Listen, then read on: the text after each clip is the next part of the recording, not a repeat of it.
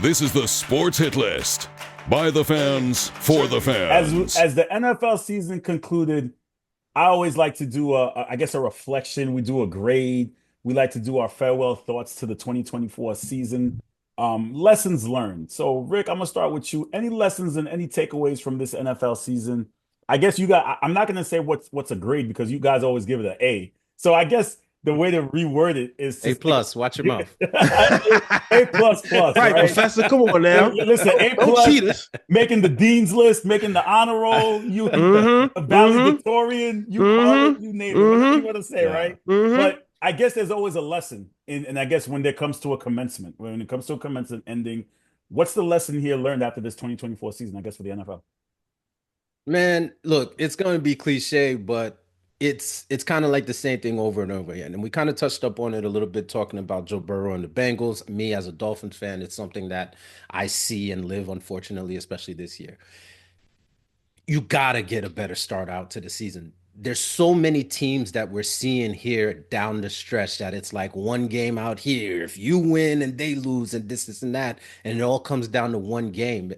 These slow starts, let's take the Bengals, for example, starting off as slow as they did, it puts them in a situation where right now, as you're watching this team down the stretch the past few weeks, you can look and say, hey, this is one of the best teams in the league. Yet they have an opportunity to not even get into the playoffs, Beat the Patriots. Just beat the Patriots week 1. You're probably in at this point. Yeah, and that was going to be my next point. You start looking at, obviously, sure, we could always talk about the paper matchups,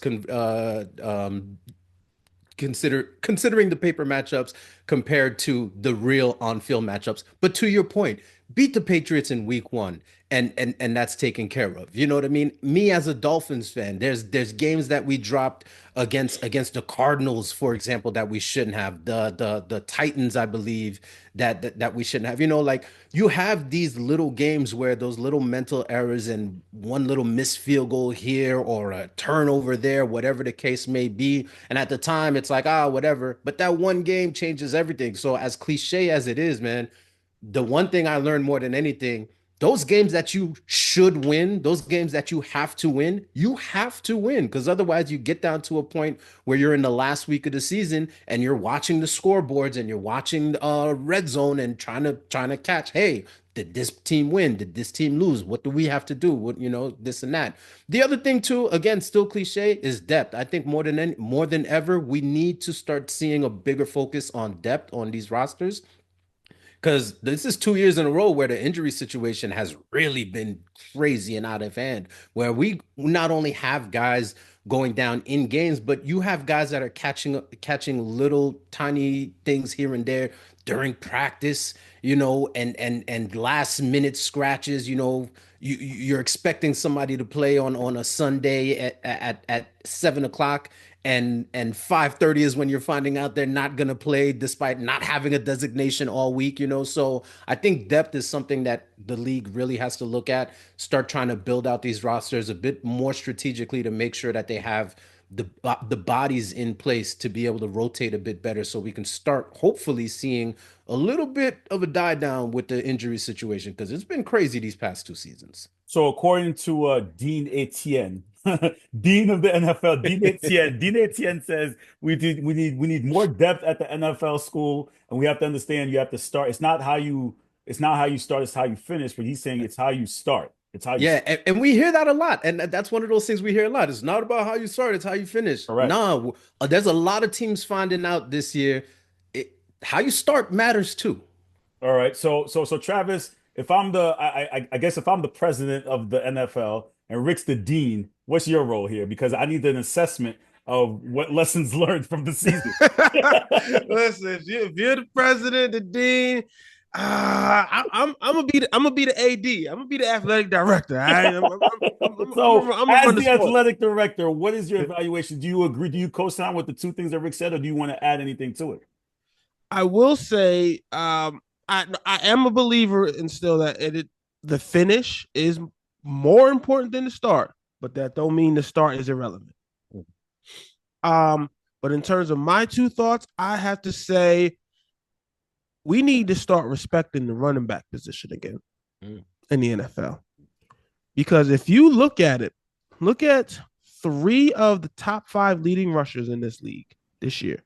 3 of them are players on new teams. Saquon, Derrick Henry, and Josh Jacobs. All guys that we thought were, past their prime, or guys that they did the NFL didn't want to pay because we know the Mixon in there.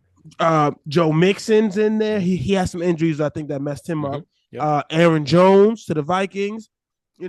There's been this wave over the past 5 to 10 years or so of devaluing the running back position. You know what I mean? And we're seeing guys, still out there being bell cow running backs, guys who went to new teams and are dominating at their position.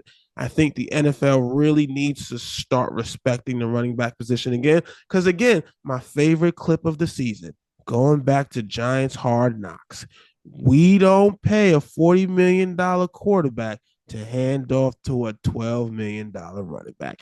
That is the dumbest thing I have ever heard in my life. Because guess what? The Eagles' $50 million quarterback surely enjoys handing it off to his $12 million running back.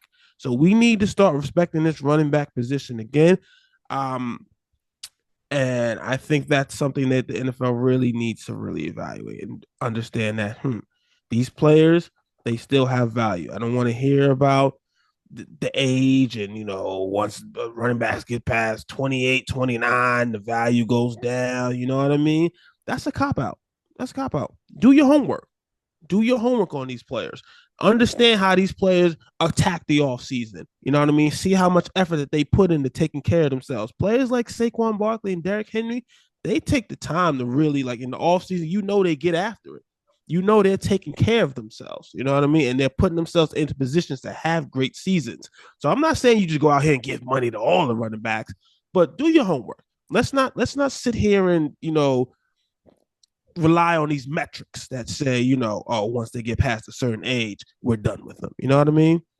Let's do the work. Let's do the work, front offices. This is what you get paid for. Scouts, do your job. Well, you know what? You've heard it here first from the school of the NFL hitless version. The Dean Ricardo Etienne gave his 2 cents about how we need to, have more depth and we need to make sure we focus on winning early on in the season.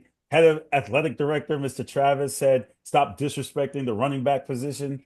I'm just going to say, for me as the president, stop taking NBA time on Christmas Day. Leave us alone. Leave Christmas Day to ourselves. My guy, King James, happy belated, basically put the stamp on it. Christmas is our day. That's what I'm going to say. I'm going to stay petty. I'm going to say that. As much as I love the NFL, stay on all day. Stay off all day. We calling a board of directors meeting already because you're a double agent. You working for the wrong team. I'm going to call it. I'm going to still call it the stand on NBA Christmas Day belongs to the NBA. There's only 3 things we know on Christmas Day. We know it's Jesus' birthday. It's NBA. And you know what's crazy? What it is. Christmas next year is on a Thursday, which is a regular NFL day. That's exactly what I was about to say. You already know Roger is loading up. Listen. Roger is loading up. Amazon coming for your head next year Thursday. He gonna put that whole week of games gonna be on Thursday. But that's gonna get. You know why that's gonna get interesting though? Real talk. Because I'm saying that though. Next year, the NBA is on Peacock and Prime.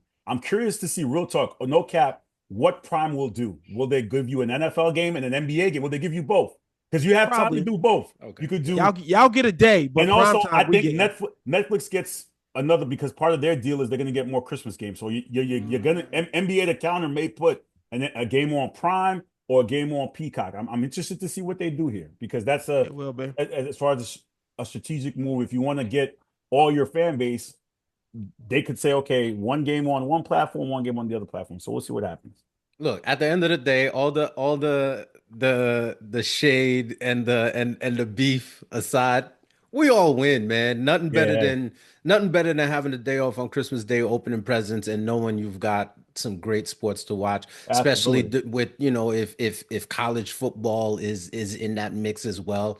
We all win, man. I mean, the NFL wins, but I was getting ready to say some of us win more than others. Cut that out. This ain't a participation trophy. Listen, right? That's okay because when we're in school, we always learn we pass, right? Whether we get an A, B, C, or D. That's it. Listen, not my house. It was A's. It was bringing home them A's. Listen, not Travis. He's right. So as an NBA guy, enjoy your C minus. No, it's more like a C. No, we got a B Come on. Listen, we gave y'all Steph and LeBron prime time coming down to the wire. That was a good one. That was a good one. I gave you a B plus game there, buddy. That was a B plus game. I'll give you that. Yeah. Okay. So y'all gave us something we've seen 100 times before. Yeah. True. Yeah. We never get tired of seeing it. Like, share, comment, subscribe. All Hit List content. We'll see you guys next season for the NFL or the postseason for the playoffs. Thanks for watching the Sports Hit List. Be sure to like, share, comment, and subscribe. In fact, do it now.